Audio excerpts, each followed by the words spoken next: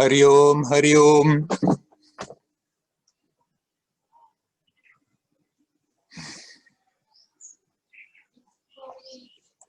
I've muted again everybody.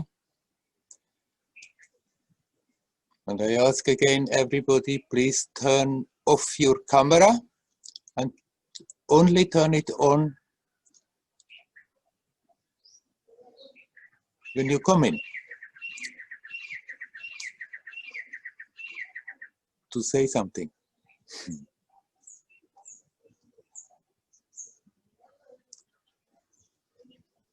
I found again the spot on the roof where it's not tripping to the roof, through the roof. I hope the rain is not right now coming, but it could.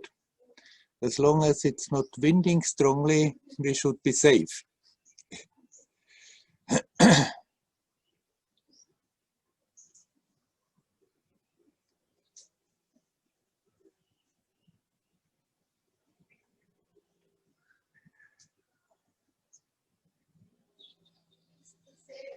Okay, shall we start? Is there anybody who would like to come in? Please come in. Hi, Werner. It's Udi. Hello, Udi. I missed the last few meetings, so Satsang because of a lot of work. Yes. But this period of time create a question with me. The feeling of intensity. Yeah. And it seemed to me that there is a true one and a false one.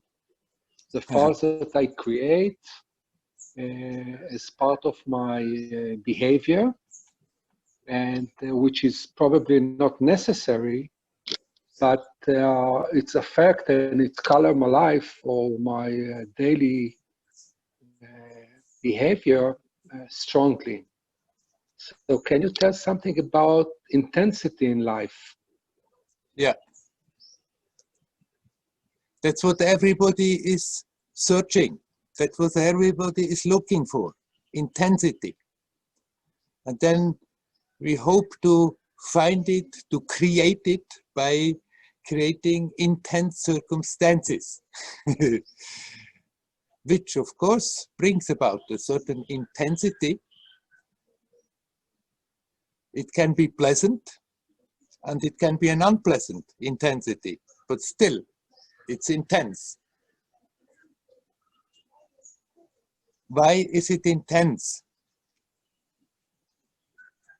In circumstances where you are not happy about it, why is it intense? Mostly because we resist strongly against it, and then there is an intensity of feeling which brings you, without having a thought, very much to the present. You connect. And when you are happy, you create intensity, happy intensity, going for something exciting. There is an intensity because for some time we are not thinking about the past, the future, but are just enjoying whatever it's going on. So you are more connected. Actually, that is the secret. That is the key. That we learn to bring the attention to the timelessness of the now, and that intensity is simply there. It's not really that there is a false intensity or a real intensity. Intensity is intensity. But if unconsciously we are creating it with the help of the circumstances, or if it's being pushed on us because of the circumstances, then our attention is so much fixed on the circumstances that we are not aware that there is really that intensity, because you are more in the present. But we can learn to consciously check our attention, check where it is traveling around, check where we are focused with our consciousness. And then when we see It's somewhere in a story, it's in some imagination, it's in the past, it's in a possible future. It's anywhere except in that present moment, in the experience of life, of consciousness, of love, now. Then we can bring it back, and that intensity is there. The purer you are connected, the more you are relaxed in it, the more intensity is there. And in that intensity that is not spoiled by the circumstances, then you start also to become aware there is a great joy, simply as an aspect of existence. It need not be created.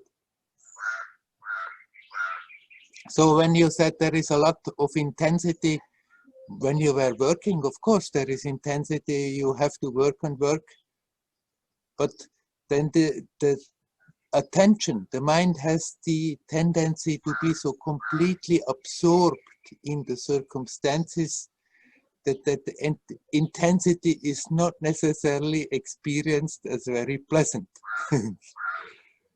But if we learn, in spite of the intense circumstances, to get rooted with the attention at the source, at that which makes the experience possible, then even there you can experience that joy. And then even unpleasant, not so enjoyable circumstances, they are perfectly all right and you can be perfectly happy in it.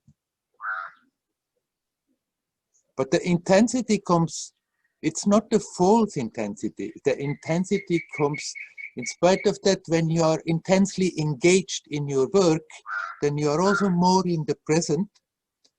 You don't have so much time of brooding over the past and the future and what is happening in the family and my friends and the children and whatever, but you're focused. But the attention is then so caught up in the object of perception.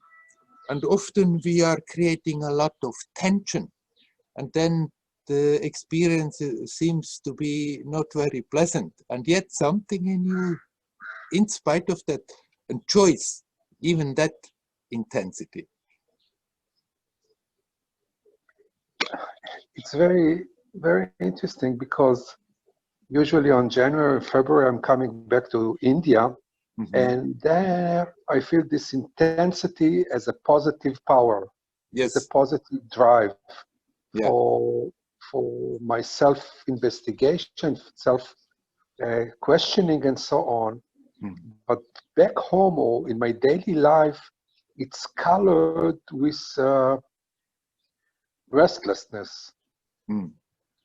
And is part of our practice or exercising with ourselves is to bring back this intensity to the positive or to the creative part of our life. Right, but you don't have to somehow try to turn it artificially positive.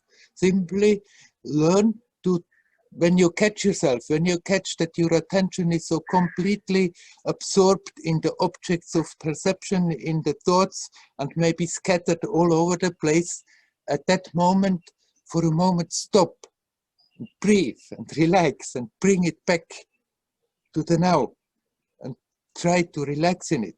And then it turns automatic in something creative. It's not something that you have to artificially do. It's simply there if we let it do, if we let it happen. When it's happened, it's create a lot of joy in myself. Right. When I see it. Right. Okay. Thank you. The more you can relax in it, the greater you become aware how naturally joyous it is. It's not something that we have to create. It's there if we let it happen. Thank you so much. Just a practical question. You said you had a lot of work in the hospital because it's the COVID story, or just? There's a new wave, yeah, of COVID in the last 2 months in Israel. Yeah. And worse than the first one. Yeah. Much worse than the first one. and it's coming down this period. But this is part of my life. And you had a lot of people in the intensive care because of that? A lot. Yeah, right. Twice or three times more than the first episode. I see. And sick.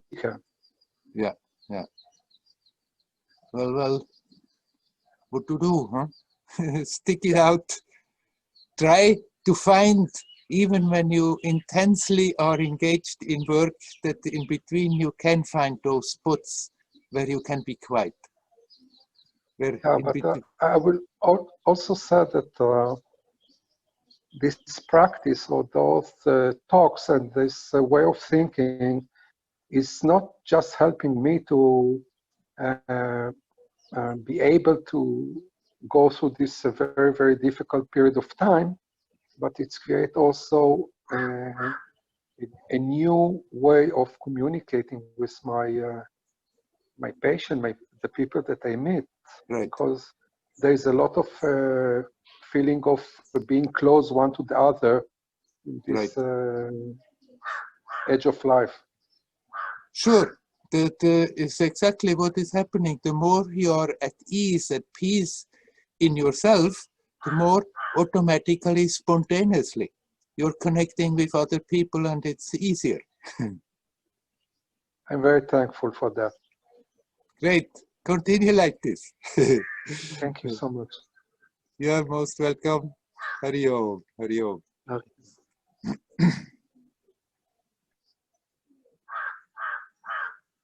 Is there anybody else who would like to come in?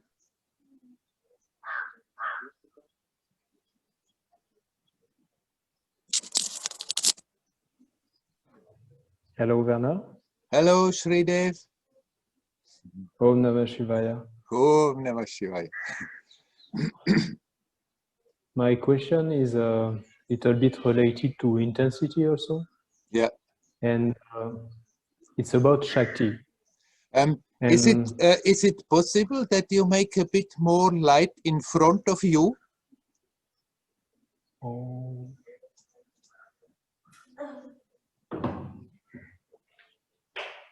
Like this?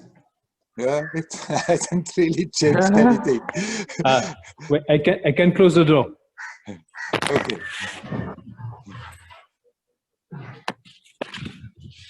Is it better? A little better, right? Okay. Right. Yeah. Okay. Okay.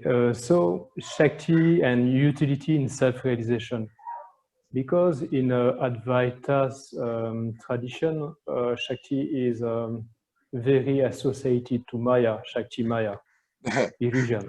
Yeah. And I see there is a risk to develop a spiritual ego. And my question is, what is the purpose of Shakti in self-realization, and what is the good attitude in regard to develop such a strong power like that?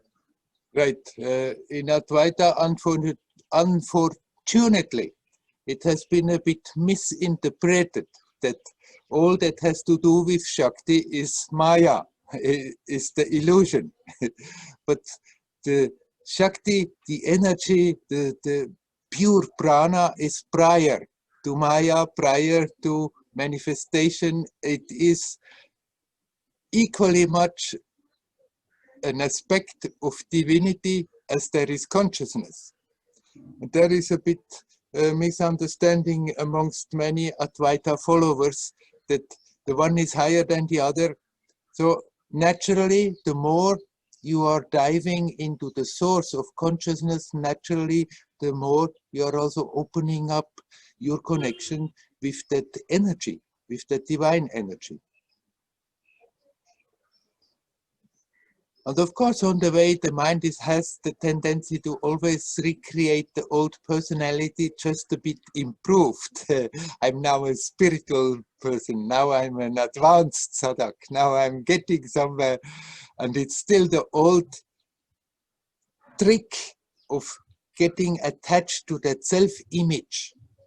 But it's not because of the energy. It's not because of the Shakti. You need a certain amount of energy to have at all the courage to detach from your old habits. You need energy to have the courage to start consciously, go on the way, and to continue on the way. So it's not that the careful, Shakti is Maya and consciousness is reality. Shakti and consciousness, they are two aspects of the same mystery. That which is even prior to that. So don't be afraid of getting more energy. Simply observe always what we are doing with it, what we are doing with our consciousness, what we are doing with our energy. It helps if we include the third aspect, because it's not only consciousness and Shakti, it's also love. And not the emotion love, but that primordial love that is all-pervading, that is connecting everything. And the more we are opening the heart to that, the more this has automatically the tendency to harmonize consciousness and energy in such a way that we are not creating again a new, what you call the spiritual ego. But it's bound to happen on the way, again and again. But if you are alert, then you become aware, oh, I'm doing it again, it's happening again. And then once you are aware, you can work on it. And maybe you can detach from it, you can drop it, and it's bound to sneak in again in a subtler, subtler way. That's how it goes with everybody. But then if you are alert, then you can become aware, still, I'm doing it again. It's not the fault of the Shakti.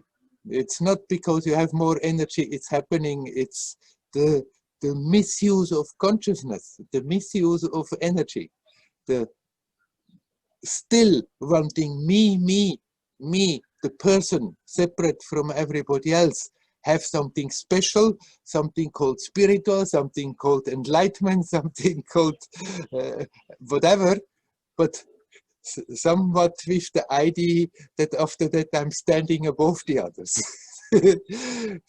It's so deeply ingrained that it has the tendency to sneak in. And of course, with more energy, we can easier have great ideas about ourselves, but we do need the energy to have the courage to detach from that image. So you need not somehow be suspicious about the Shakti, but be suspicious about the workings of your mind. That is where the old trickster is. That creates the Maya, that creates the idea of me separate. No matter what self-image we are creating, then we are creating with that self-image the separation from me and the others. The more you become aware, anyhow, it's just a role that I'm playing, it's not what I am, the less power this has, this old habit. You can also focus mainly on Shakti and go on your way. That's the yogic approach, focusing more on energy. And if the energy is increasing, and especially if the energy is harmonizing, then the consciousness is also balancing out, the mind is quietening down. The jnana is focusing more on consciousness, on observing the mind, quietening the mind, and then the energy is also balancing out, and somehow the two have to come together. You cannot push one away and say, no, this is not real, this is Maya.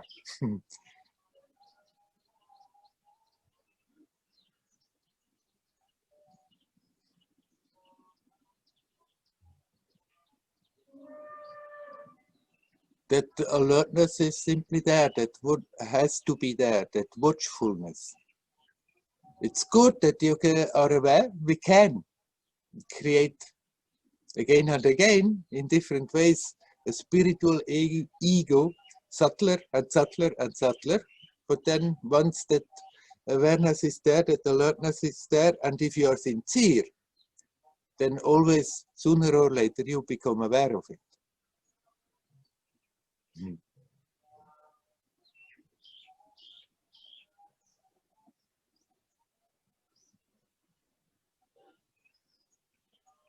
Thank you very much. Very interesting. Very, very important to hear that for me today. You're welcome. Thank you very much. Namah Shivaya. Om Namah Shivaya.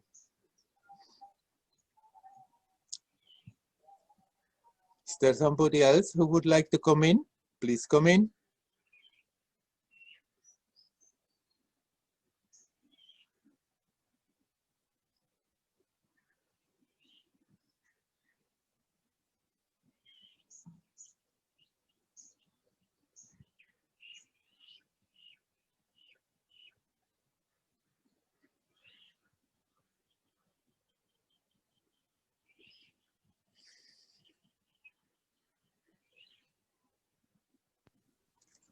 Hello, Werner.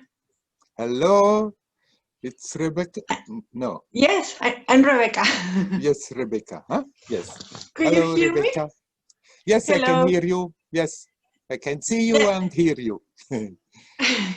Nice.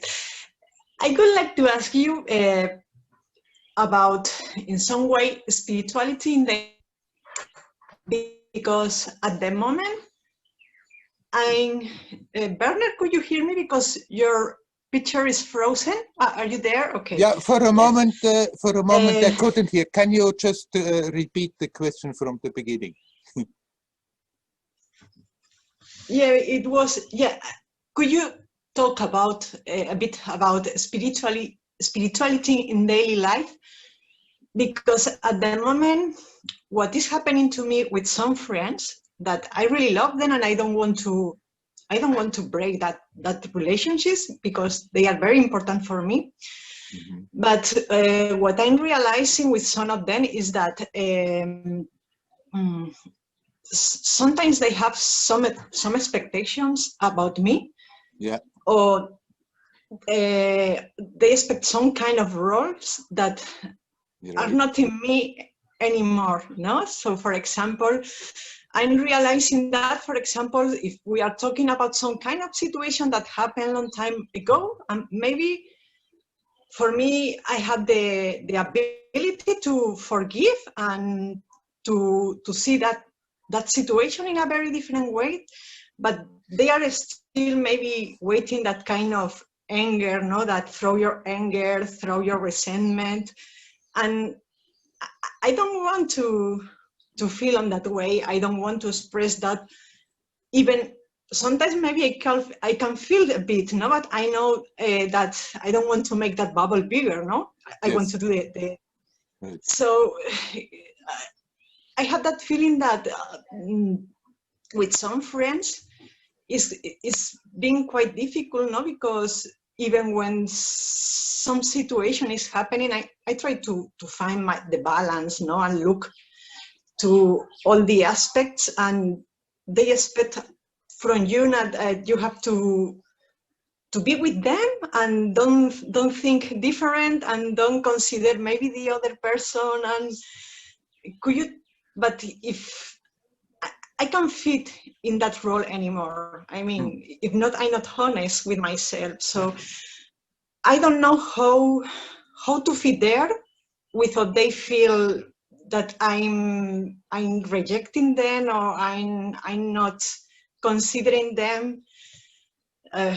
Because for me, there are that friends, what I'm thinking now, they are very important for me. They have been important for many years, and I want to keep that friendships. Yeah.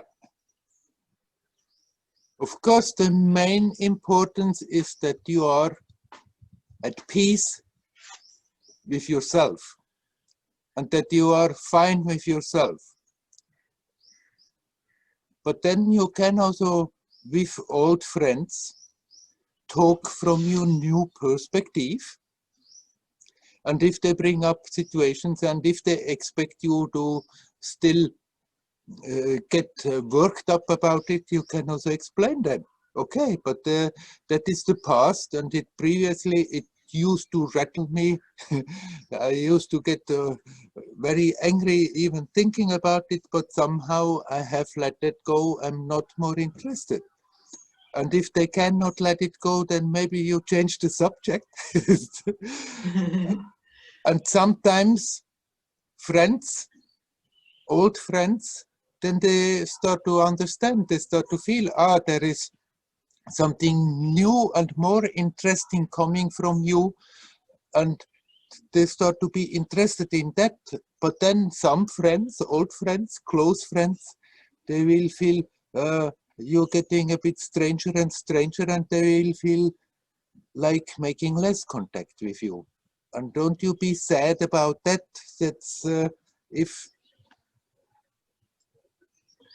you are on two different frequencies, then there is no point in holding on to a friendship simply because it has been important in the past.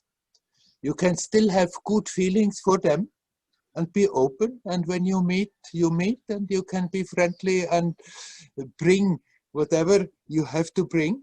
But then if that contact slowly gets less and less, then don't be sad about it. Then it's simply because it's not very productive, not very constructive. And that it's not a reason to hold on very strongly simply because it was important in the past.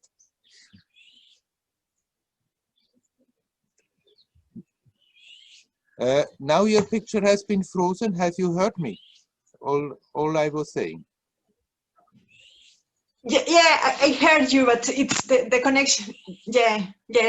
Now I'm hearing you. It was a bit frozen, but now it's okay again. Yeah. But you could hear what I was talking. Could you hear me, Werner? I can hear you. Yeah. Middle. Yeah. More or less, I understand what you say. It was cut at some point, but I understood the. I mean the message. Yeah. Yeah, it is happening to me, that, for example, this week I met with one of them, and when I saw that kind of anger and resentment in her, and she was expecting the same as me, and I felt very sad because of her, because of me, and I have a feeling that something was broken at that moment. And I'm all the week thinking about that, because what I said, I don't want to break with that relationship, but when I saw that kind of attitude, sometimes it's like something is inside of me, something that it's hurting. It's like right. Of course, one can always try to be diplomatic, but it's good that you are true to yourself, because if you stop doing that, then you feel always bad. And it's much more important that you are at peace, at ease with yourself, instead of starting to act in ways that you are not okay with, even in order to save a friendship. But then if somehow bad feelings have been there after your last meeting, it's also possible that you can talk to her and say, hey, come, don't take it so serious. After all, what does it matter? I've changed a bit my viewpoints. Ooh, wind is coming. I hope it's not too much raining, otherwise I have to shut down and run in the house. We'll stay here as long as it's possible. Yeah. Anyhow, you can connect and say, hey, I just find out for myself in my life, it's no point in keeping up all this old anger and aggression about things, because it's poisoning my present, and that's no point in it. It's the past, it's gone, and now is now, and we have now the possibility of not more dragging all that in. And if they cannot hear that, then maybe okay, then maybe for some time you have more distance, then don't take it so serious, then it's not such a terrible thing. So what? Yeah, that's true. Yeah, I with that story, I'm very touched on the last month also. Maybe, as you say, I have to accept that at some point, maybe some of them I have to keep much more distance, and at least for a while, because sometimes I have that feeling that they can understand me, and I know that I'm not going to change, because that kind of peace, that kind of quietness that I can feel on me now, it has taken time not to get it, so I'm not going to make any step backward. So yeah, maybe it's time to face. You don't have to make a distance. Yeah. It's happening all by itself, but when it's happening, don't be too sad about it, and you will have new connections where you can easily communicate what you are now more interested to communicate. Yeah, that's true. Okay. So don't hang on too much on old relationships. If they prevail, if they continue, great. But if you need not develop bad feelings about anybody, but if you get more distance, so what? I mean, your happiness is not dependent on keeping up all the old friendships. Yeah. It's coming out of yourself. And it's also not helping them much if you keep the friendship, if you don't have a proper communication anymore. So basically, just don't worry about it. Let it happen as it happens. Okay. Thank you so much, Werner. You're welcome. Thank you. Hari Om. Hari Om. Hari Om.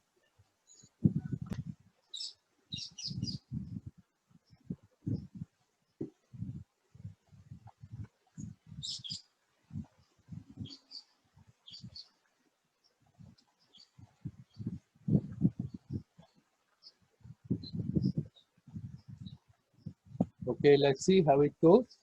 There is, when I look to the mountain, there is quite a heavy downpour there that I could stand, I think, where I am under the roof. But if it's winding strongly, then the wind comes from the side and I have to run away. Okay, we'll try to continue. Anybody? Would anybody like to come in, please?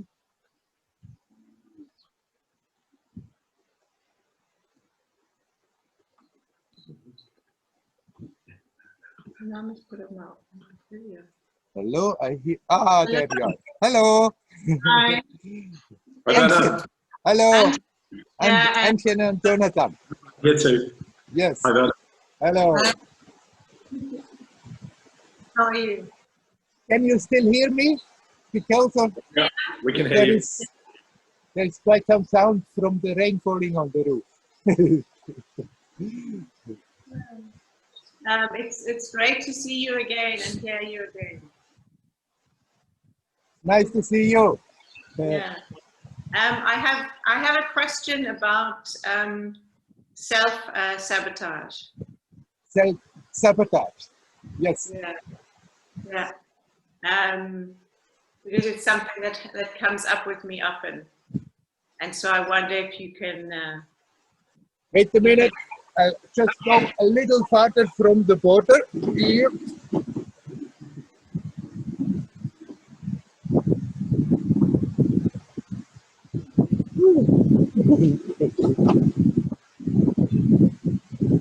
Okay, let's try.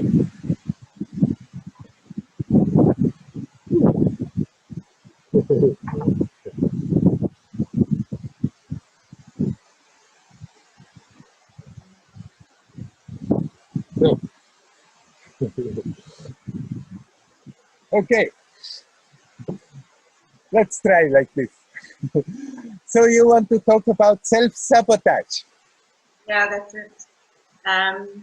Because I've been studying and working as a yoga teacher for the last year or so, and sometimes it comes up with me that I'm not sure if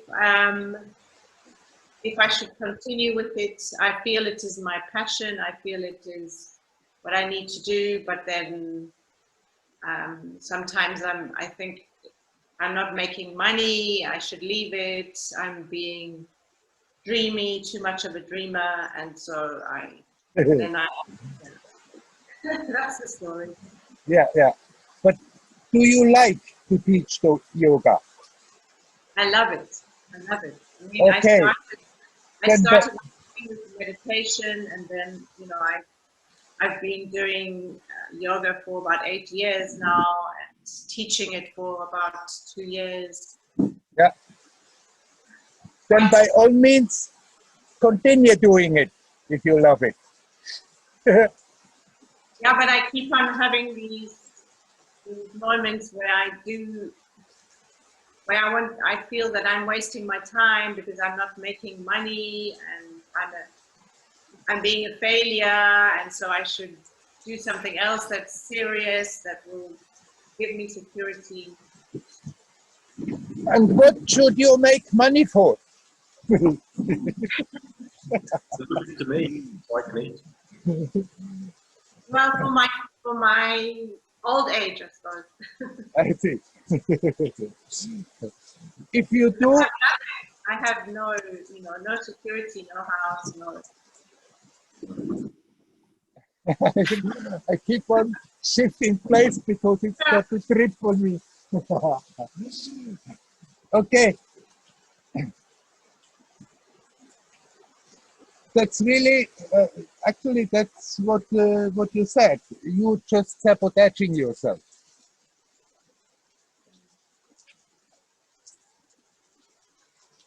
Nothing wrong with being practical and think, what am I going to do later? But there is no point in worrying about it. If you continue living and you live creatively in the present moment, sorry.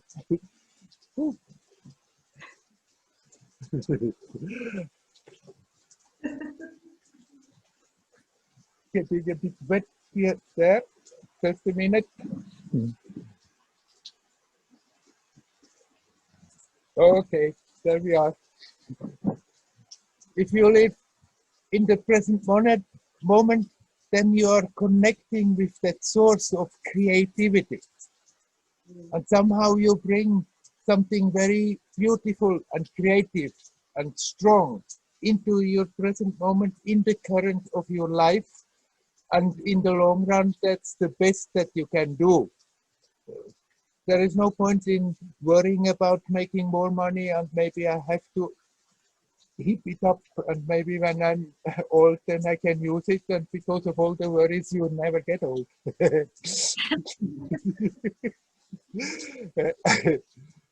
But if you are true to yourself, then somehow the universe will look after you. If you're doing what you feel is what you should do, not because of ideas, maybe I'm a failure in society, maybe I'm not making money, but you said you love what you are doing. Then when you love what you are doing, then you are true to yourself and something beautiful flows through you. And people are being helped by you loving what you are doing, and somehow the universe is happy about that and will look after you. You don't have to worry about old age. If you radiate something beautiful from you, then somehow you are being taken care of. You need not worry about what is happening in 10 years, in 20 years, because the more you are in harmony with yourself, the more you are in harmony with the whole manifestation. And if you are in harmony with that, then the manifestation somehow will bring you what you need. We may have many times a lot of ideas what we need, and maybe they are not really so much necessary, so they may not necessarily come. But actually, it's the best assurance that you can have for your future if you really live joyously in the present. But we may have our destiny that is there, hanging as a cloud of probabilities. It's not written in stone. It's not that what is a destiny, it is has to happen. It's simply there as a probability. And as long as we are very unconscious, then this simply is unrolling itself as it is predictable. But the more you stop, the more you bring your attention to the timelessness of the now, the more you step out of cause and effect, of karma, of destiny, and the more something very beautiful from this timelessness flows into the current of time, which is changing the destiny, which is bringing a beautiful aspect in it that somehow has the tendency to arrange our story. To arrange our story that we can benefit the most. Of course, that doesn't mean after that our life is going to be a stream of only pleasant events. It's not going to happen in this world. The moment it's pleasant, the moment it's unpleasant, but those events that come, they are there to help us to become more self-aware. That's what we are here for. That's what this whole world is for. We're having the tendency to take the details of our stories, of our life, of the world, of whatever is happening too serious. It's not as real as it appears. It's a big magic show where we joined for some time in order to gain experience and to learn and to grow and to unfold, and that's the main point. And as long as you are doing what you like to do, you're doing that very well. Thank you. Yeah, that's great. Thank you. Because I do love it, and it gives me great. I feel that I'm connecting with myself, and my students love it. Yes. I just have a few students, but yeah. Great. I mean, whatever we are doing, if we feel that is right, then you connect with yourself and something beautiful flows through you. And you are growing, you are unfolding, and if others on top of that also can benefit from it, so much the better. What else do you want to do? Worrying about your future? No. Thank you. Okay. Take care. Thanks, Werner. Very well. Thank you. Is there anybody else who would like to come in? I think we can continue. The rain has already stopped again. Just have to look quick because of the water that is. I don't really want to go into the computer.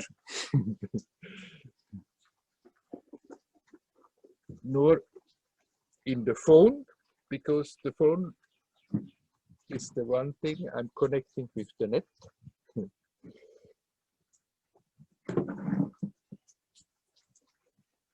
But we seem to be fine.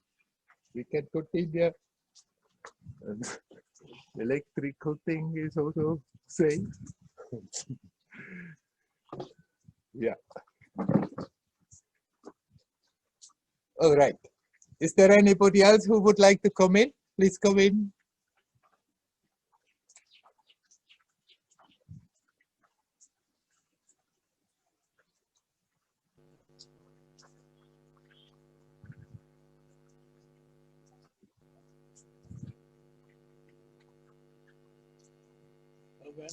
Hello, Lutz. Hello, Werner. Hello, Lutz. Hi. Yeah, I have actually two questions. Yeah, you're welcome. One thing is about communion with nature and communion in general. We have talked last time about connecting with the sun, for example. You said in order to interact with the sun, we need to connect with the being aspect of the sun. Yes. And then later we were talking about that actually we can also connect to plants, animals and humans with this kind of method, this attitude of connecting with the being aspect of something. So can you maybe explain a little bit more what the being aspect of something is? For example, I'm having here a little stone, and this stone maybe also has a being aspect. I don't know if I have understood that properly. And in order to kind of commune with the stone, I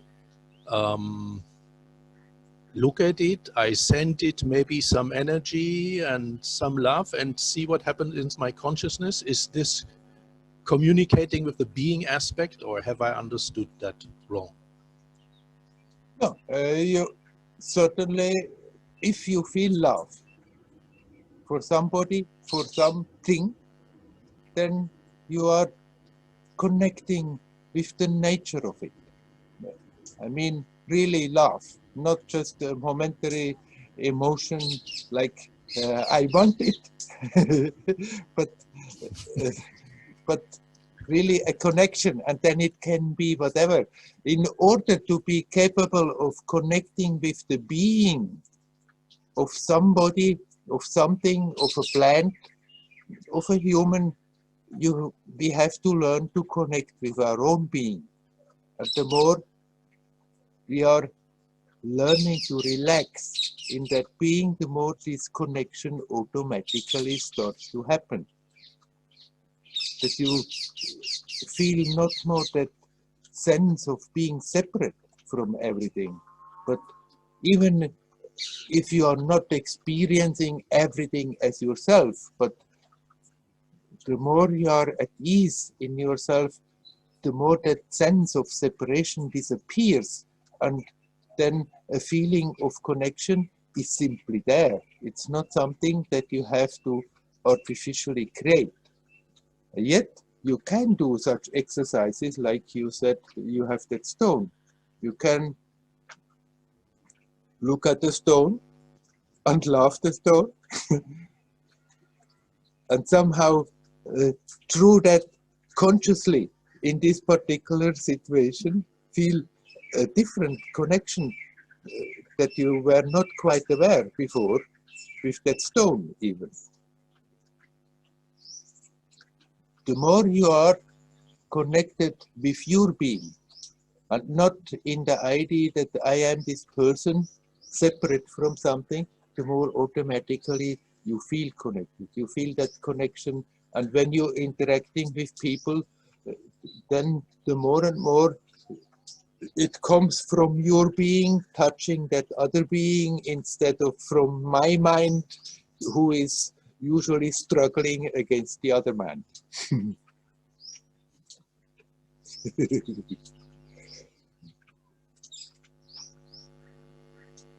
You said, explain more about that being. I cannot explain the being. You are that being. How can I explain it? Nothing can explain it. But it's not what we think we are. It's what you deep down touch. When you say, I, without a thought, without thinking I am Lutz, and I'm that old, and I was brought up here and there, and the whole story that comes in, but just I, that immediately, without without a moment's hesitation, immediately something in you, your attention is touching something so totally familiar, which is at the base of your experience. Something that has not changed, has become richer through the experience, but not changed, is the same. When you remember your story as Lutz, then everything that you knew about yourself has changed. Once you were a little boy, then your body was different, your mind was different, your emotions were different, your connections, your intellect, everything was different than growing up, becoming an adolescent, and then at 20 years old, at 30 years old, at 40 years old. It kept on changing. Everything that you knew about Lutz, about me, about the person kept on changing, ups and downs and struggles and pieces to learn. But in all those stages, today, and when you remember any of those periods, when you said I, there is something there immediately, which was exactly the same when Lutz was a little boy, when all his ways of manifesting were very different. And as a 20 years old and a 40 years old, and now there's something totally the same. And there's absolutely no way that you can explain it, and you cannot, but at the same time you cannot say that you don't know it, because it's there. It's there first. That which makes the experience possible. That sense of presence. There's no explanation for that, because it's too close. It's like it's first is that, and then the intellect that can analyze and explain is only coming later. But the more you are connecting consciously with that, the more your attention is being connected with that, the more you feel connected with whatever is, with all the beings, with the planets, with the sun, with the stars, with the earth, with the plants, with the animals, and also with other human beings. The more you are resting in your being, the more you are connecting automatically with the being of other persons, instead of focusing totally on their role, how they are appearing.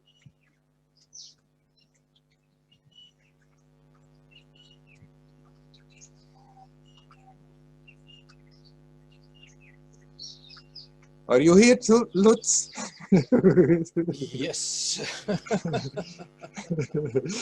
You said you have 2 questions. Are they already included in that, or is there a second one? Or is it not more necessary right now? Because it seems you are a bit worked up. No.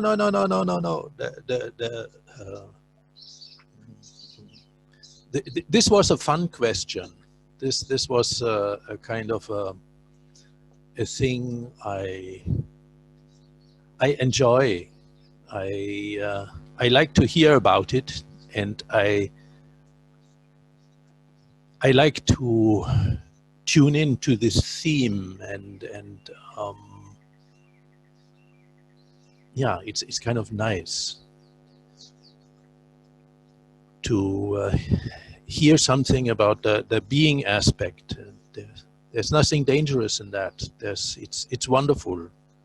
Right. There's nothing dangerous about that. But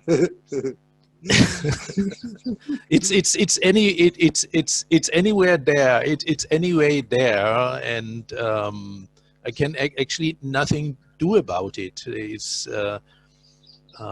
I can just be with it and experience it, and one cannot directly pinpoint it. One can maybe pinpoint, but yeah, one has to experience that, and one is experiencing it anyway. I mean, the moment I talk, maybe I go a little bit away from it. Anyway, this is This is good. This.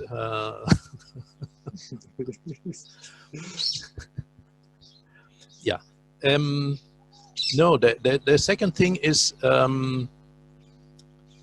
that there's also something very unpleasant in me, or at least I'm experiencing it as unpleasant, although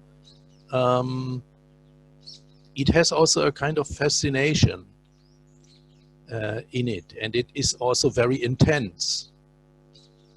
And seems I have some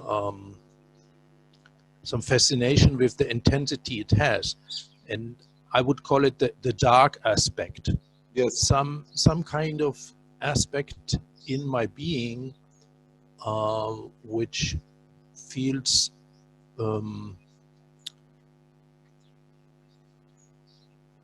very powerful and very destructive and very judgmental, not loving.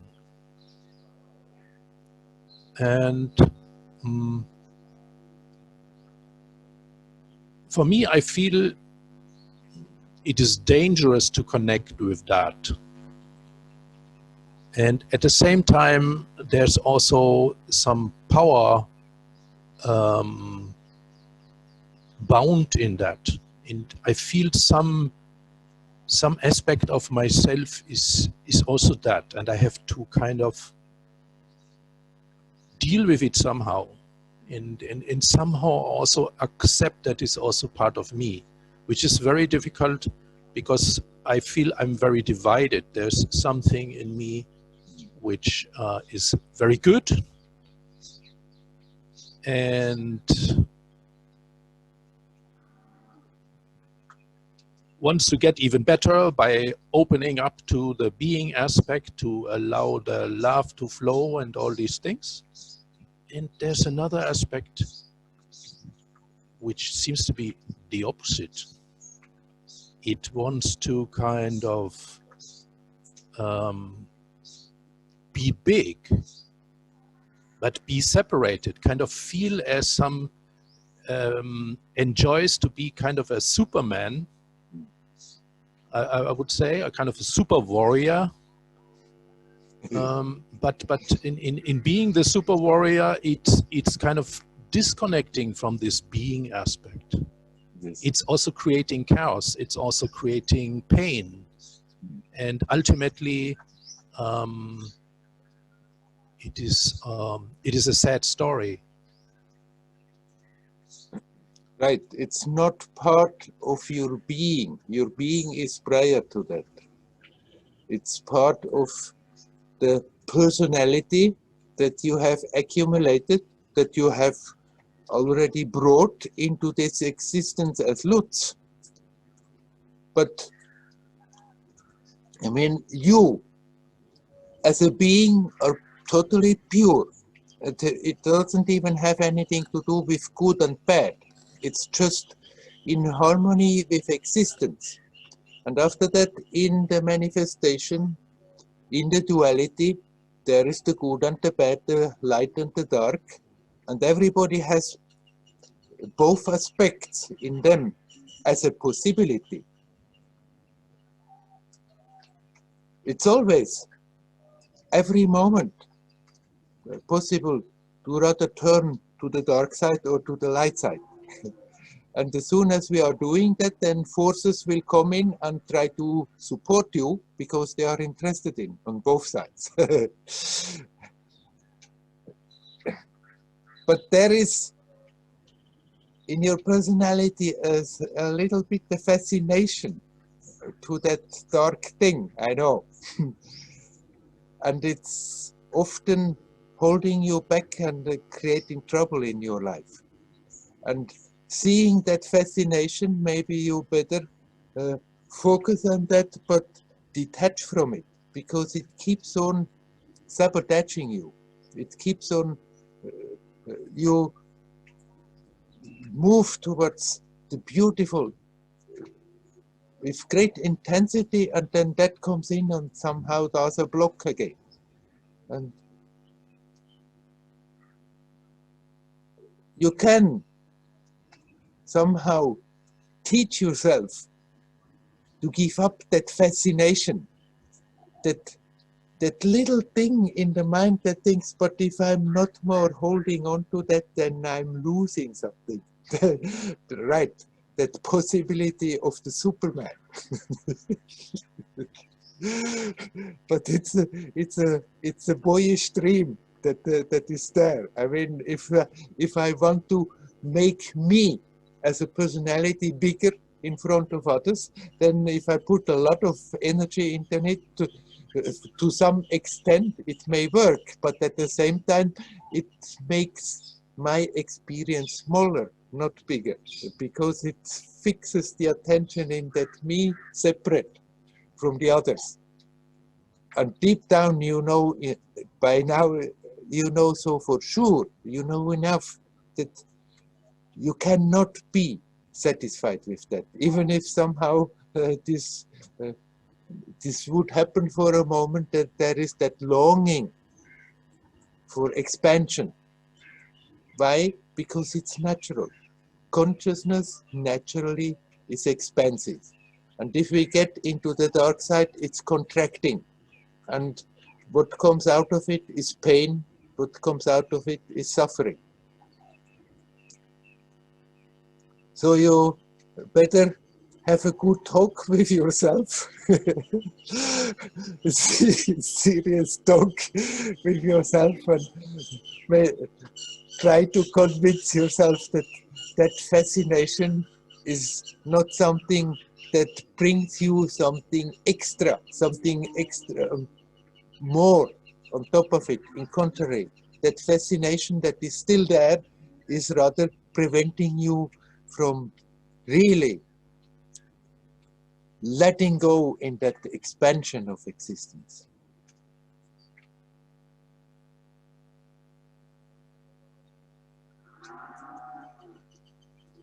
It's the mind that creates stories around and hopes that I can get something special out of it if I hold on to, but it's always contracting, and we can momentarily feel we can get a kick out of it, but contracting consciousness, contracting our experience is always, sooner or later, leading to pain and suffering. And if we have had it with suffering, if we really are at the point that I say to myself, I've had it, I don't want to suffer, I don't need to create suffering again, then we can also let go of all that invariably will lead to suffering again. That's, for example, the fascination with the possibilities of the dark side that could be there, that could open, that is there as a possibility for everybody all the time.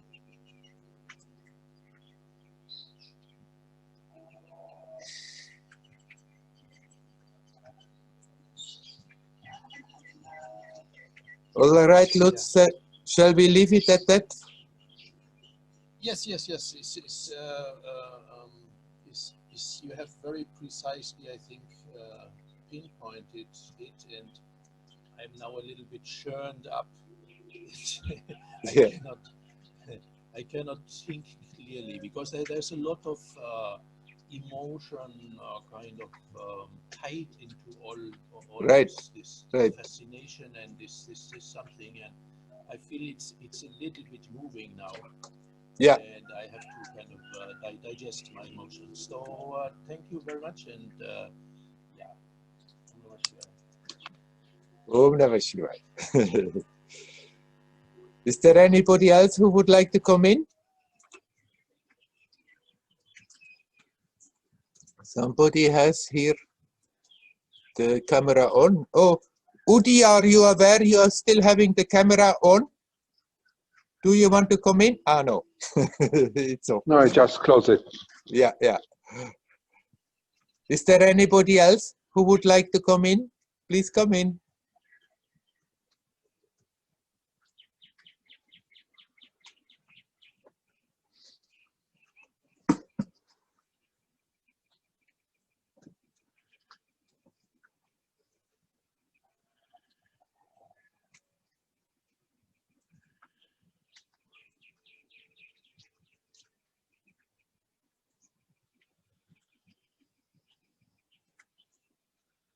When I come back once quickly to what we have been talking with Enchen about doing what we like. Essentially, we are all the same, but then the way we are appearing into this world, into this magic show of a world, is very different from one to another. And it's the same divine essence that wants to express itself in so many ways, but that divinity that wants to express itself has built in an aspect of joyousness, of happiness that is simply there. It's not something that we have to produce by doing this, by doing that, by accumulating this, by accumulating that.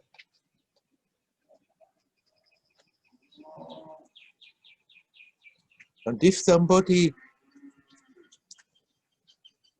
finds a way to spend their time that is really that there is a natural joy flowing, then we can be very sure that is the good way we are spending our time with. And it can be totally different.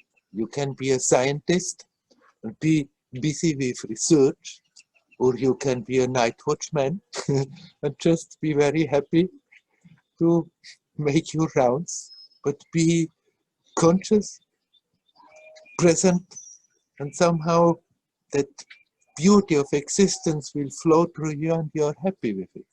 If that happiness is there in what we are doing, then we can be quite certain that's the good way to spend our life. And if we are doing something and we always think, oh, I don't like it, why should I do this?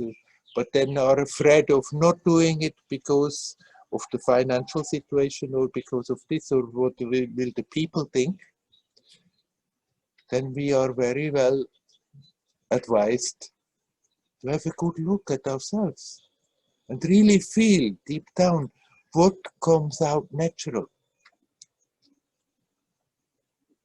That I can express into this game of a human life what comes out natural. And if we are starting to listen to that, then we can gradually adjust our circumstances that we can more and more express what really comes naturally out. And in doing so, we are enriching our own life. We are enriching our own experience, and we are giving something very beautiful and creative out into the space of this world.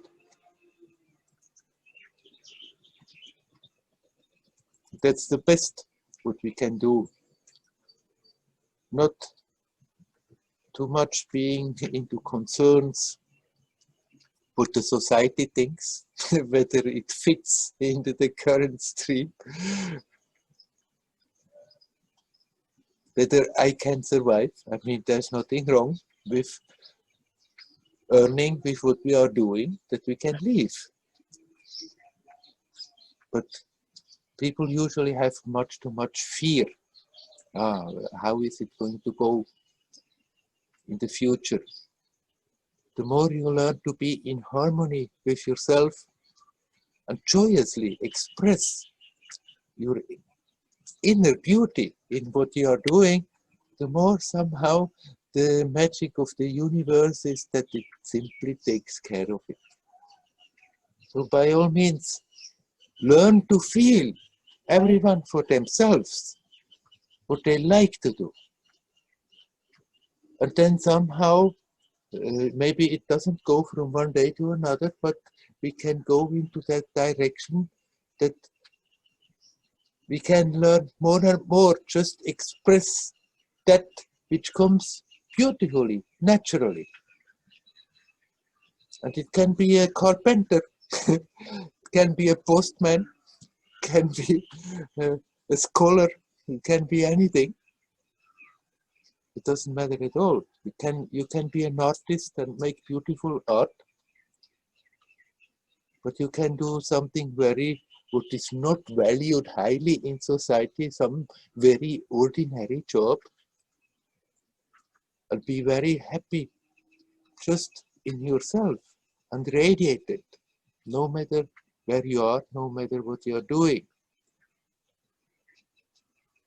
We have the right to be happy. We have the right to express ourselves joyously. And the more we are doing that, the more our experience is getting enriched. And actually, we are also radiating something that is helping others, enriching their lives, especially those who come in contact with us.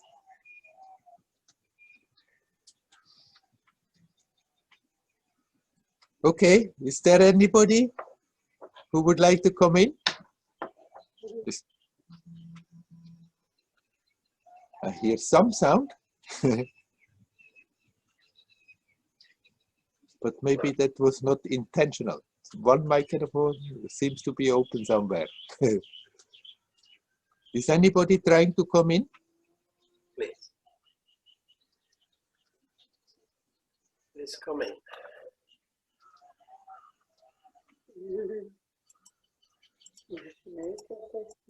Ja.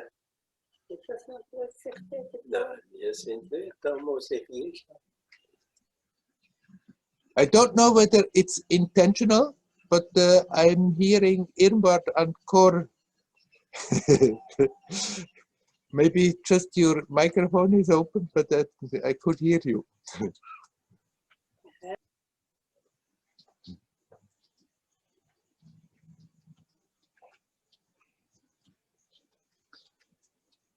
Is there anybody else who would like to come? Please come.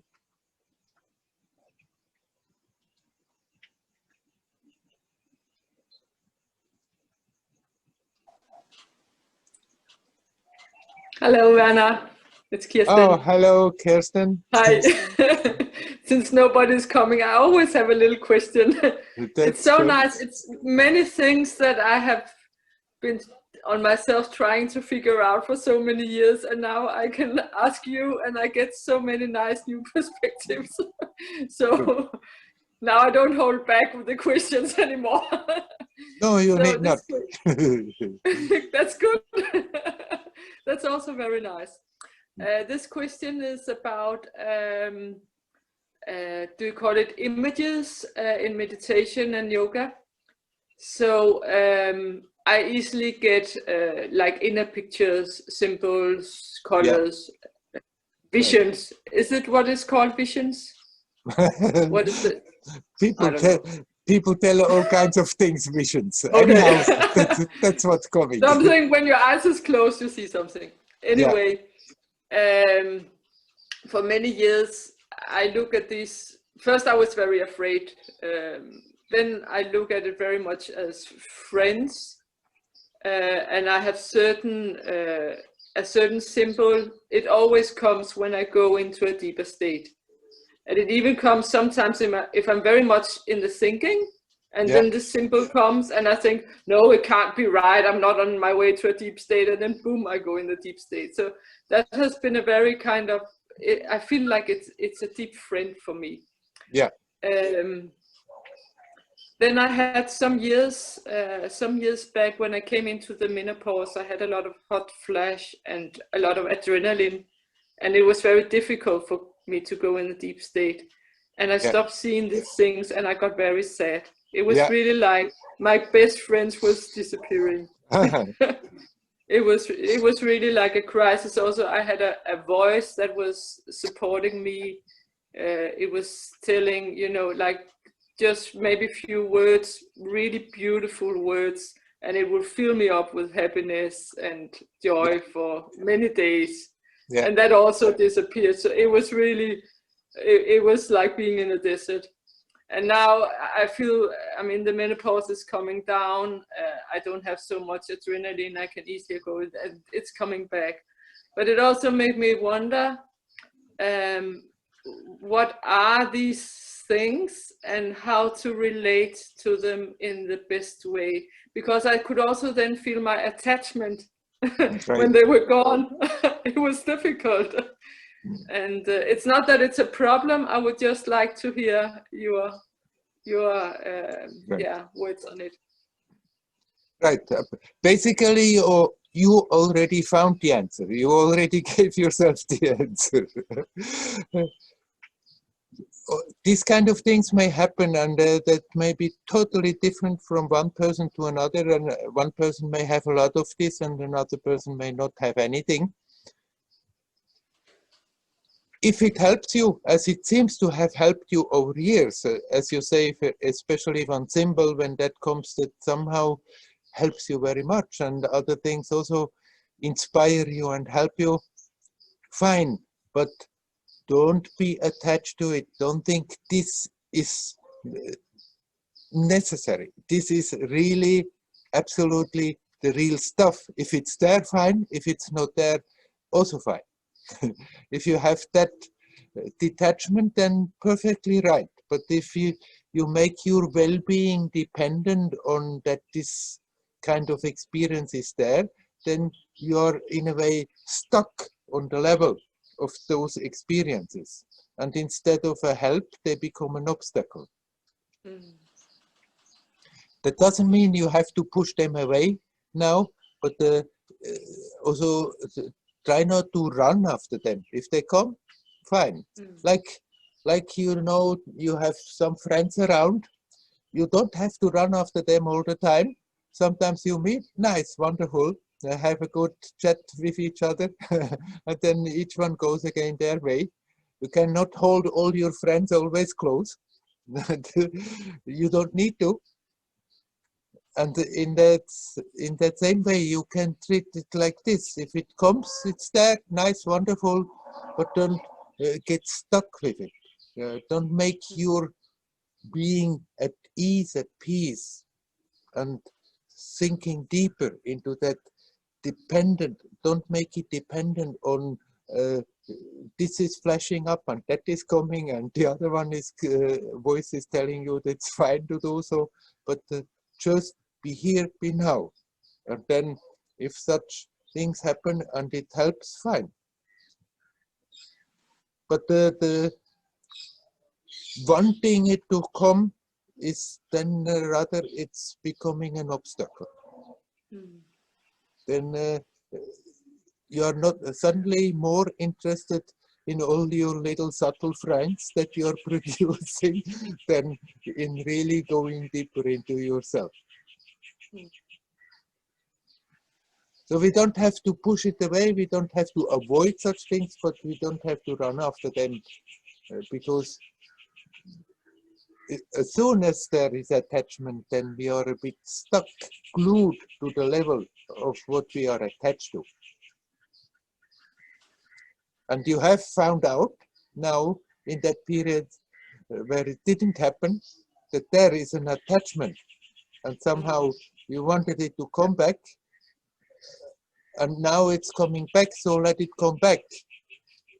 But you can also be careful and say, okay, nice, wonderful, you are here, and not hold on to. Mm.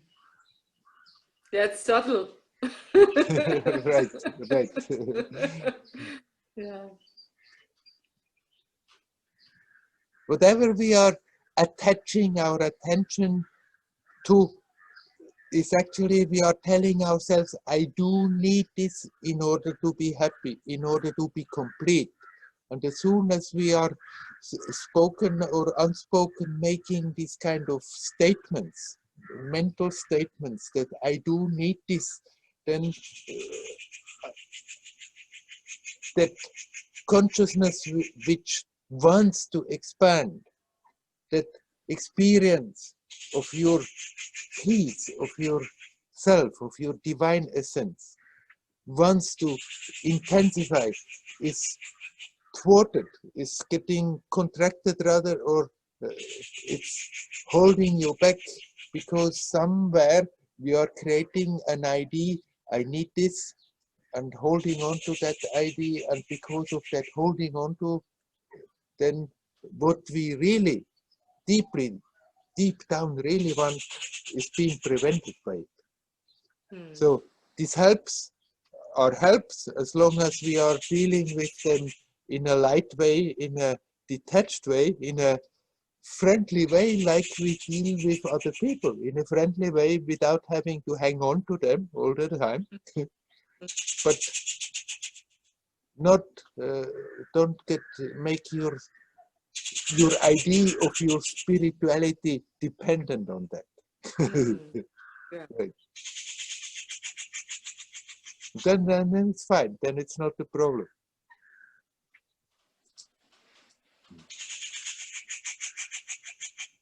Yes. It's a bit like when we were talking to Rebecca, and she said certain friendships, they were important in the past, and I don't want to lose them, but certain things sometimes they simply pass, and then they are not more as important. And then our mind creates that idea that they are important. We make them important even if they are not. And so it can be with friends, and so it can be like with experiences that you have described. And if you are aware that they are not that important, then let them come as they come and let them go as they go. And there is no problem. Yeah. Thank you. It's Okay. it's a nice analog with Rebecca's question. It's just on same thing about on in different situations or levels. Right, yeah. right. All our holding on to thinking it's important, I need this, is holding us back. That doesn't mean we have to throw away things. It doesn't mean we have to cut off friendships. If they are there, if they are nice and wonderful and everybody's happy, it's wonderful. It doesn't mean you have to push away your experiences. If they help you, if they stimulate you to go deeper, wonderful. But as soon as it becomes an attachment that I think I have to, out of some sense of duty or out of the feeling that in order to be complete, in order to be happy, I need this, then it becomes an obstacle. On any level. Yeah. Right. I can see that now. Very good. And it felt very terrible when they disappeared, and now on the other side, I can really relate to what you're saying. Right. Yeah. Good. Thank you, Werner. Very good. You're welcome. Hari Om. Hari Om. Hari Om.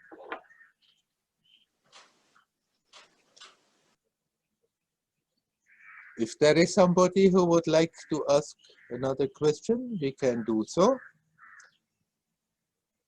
If there is nobody, I think we are going to stop the official part of this satsang. Werner. Hello? Hello, Werner. Hello, Cyril. Oh, I'm sorry, I have a little thing. What about Deepam? What do you recommend? What is your feeling about what is happening during Deepam? It's on Monday, I guess. Right. You're asking about this festival here, for those who don't know. Right. The Deepam, yes. The Deepam festival in Tiruvannamalai. It's for 10 days the festival, and then on the 10th day in the evening, the light is lit on the mountain. And now, your question is, what is this Deepam at all? Or, no. Or what are they doing this year? No. It's just about what is your inner feeling. What is the connection? What is special about this event, or maybe nothing special? I mean, all these religious festivals, of which there are many in India, they are always somehow manifesting either the fight of light and darkness, and of course it's the celebration that the light is winning. And also here, it's not exactly a fight of light and darkness, but it's the expression of that divinity is just unmeasurable. In the story, in the traditional story that Shiva appeared as a beam of light. And of course, it's a Shaivite story because for the Shaivites, Shiva is the greatest. For the Vaishnavite, of course, Vishnu is the greatest. But it's a Shaivite story. And the story is that Brahma and Vishnu were wondering who is the greatest. And then Shiva appeared as a as a pillar of light. And they tried to find the end. They couldn't find the end of Shiva. And they said, okay, let's go. And you go up, I go down. And try to find the end. And they came back.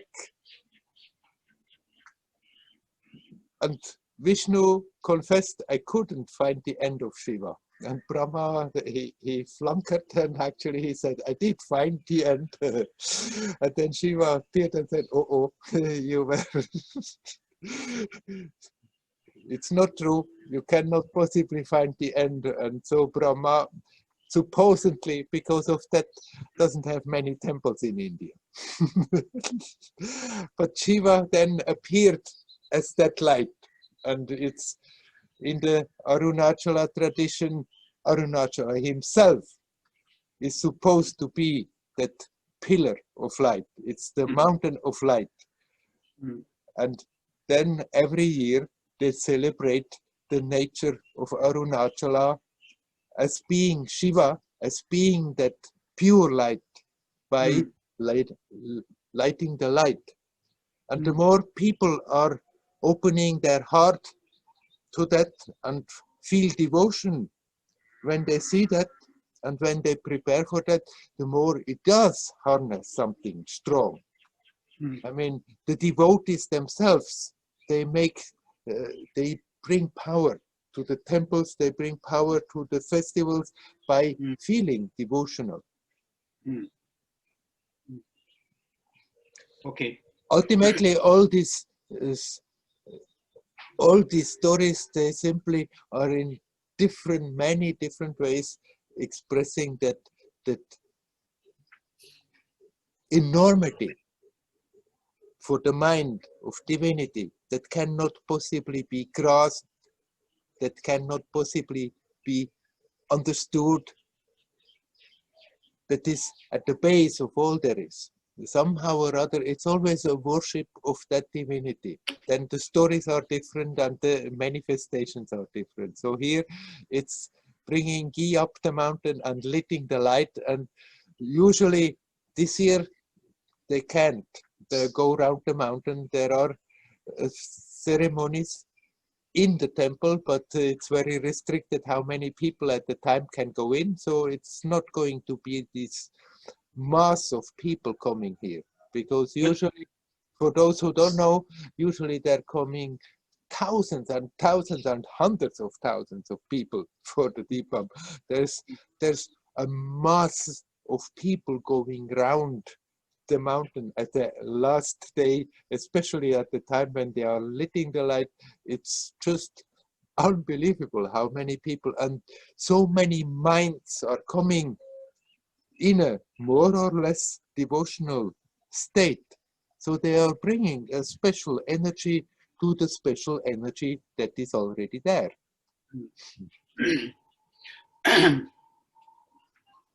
Okay, but there will be a light on the mountain. There will be some. I think so, yes. I think so. That's what I thought so far, because they are celebrating the preparations as usual, simply in a very small style. So I'm sure they also were bringing some ghee on the mountain and they will light it. But I heard that this Arunachala was worshipped by the Muslim also. Doesn't mean it's only Shiva. Right. Muslim also. Right. Arunachala is Arunachala, and it is a place of power. And so the Shaivites, they worship it as Shiva, and that has become the main worship here, the main manifestation. But there are also Vaishnavites who worship as Vishnu, and there are also Shaktans who worship as Arunachala as the manifestation of Shakti. And so even Muslims, they have something special with. They have something special with Arunachala. I don't know exactly the details about that. The fact is, it is a powerful place. And so it's inspiring in people different stories and different ways, how to connect, how to express them. Yes. Okay. Okay. Hari Om, Hari Om. Arunachala Shiva. I'm not only Shiva, but yeah.